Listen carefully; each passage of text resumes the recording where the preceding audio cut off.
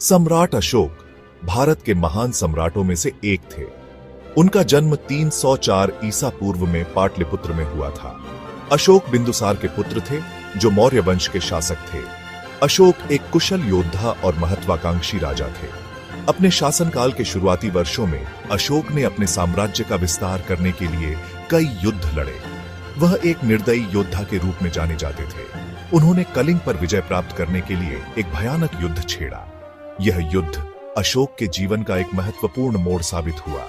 कलिंग युद्ध की विभीषिका ने उन्हें झकझोर कर रख दिया। लाखों लोगों की मृत्यु और विनाश को देखकर उनका हृदय परिवर्तित हो गया। कलिंग युद्ध अशोक के शासनकाल और जीवन का एक महत्वपूर्ण मोड़ था। इस युद्ध ने न केवल उनके साम्राज्य का विस्तार किया, बल्कि उनके हृदय को भी बदल दिया। कलिंग की विजय एक रक्तपातपूर्ण युद्ध था। युद्ध के बाद अशोक ने युद्ध के मैदान का दौरा किया। उन्होंने वहां मृत सैनिकों, घायल नागरिकों और जले हुए घरों को देखा।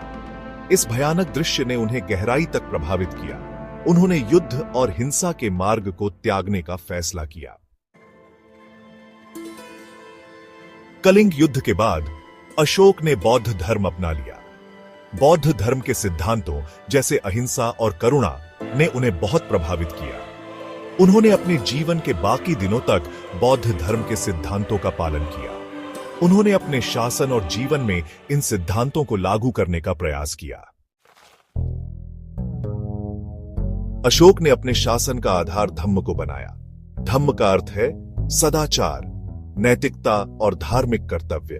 अशोक के धम्म में सभी धर्मों के प्रति सहिष्णुता, अहिंसा, करुणा, दान और सत्यवादिता जैसे सिद्धांत शामिल थे।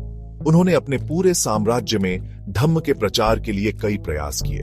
उन्होंने स्तंभों और शिलाओं पर अपने धम्म के उपदेशों को खुदवाया। Section 5 Ashoka's edicts pillars of wisdom. Ashoka ने अपने धम्म के प्रचार के लिए कई स्तंभों और शिलाओं पर अपने उपदेशों को खुदवाया। इन स्तंभों और शिलाओं को अशोक के शिलालेख के नाम से जाना जाता है।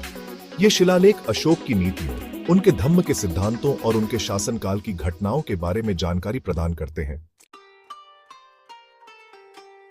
Section 6 the spread of Buddhism under Ashoka. Ashok ने अपने शासनकाल में बौद्ध धर्म के प्रचार के लिए बहुत प्रयास किए। उन्होंने बौद्ध भिक्षुओं को अपने साम्राज्य और पड़ोसी देशों में धर्म प्रचार के लिए भेजा।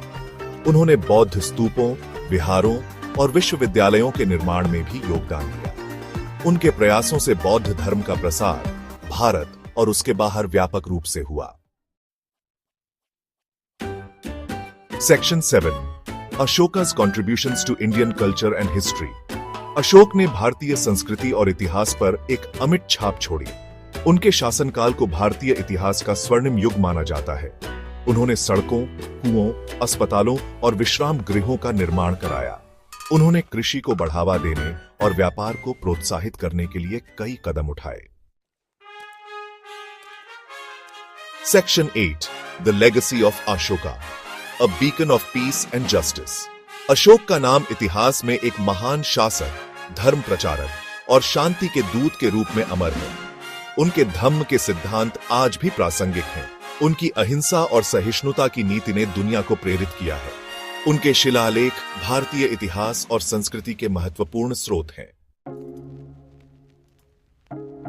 सेक्शन 9 कंक्लूजन अशोका's enduring impact।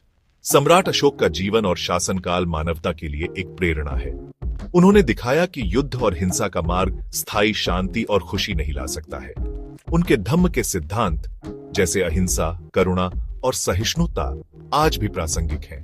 उनका जीवन और कार्य हमें याद दिलाता है कि हमें हमेशा न्याय, समानता और शांति के लिए प्रयास करना चाहिए।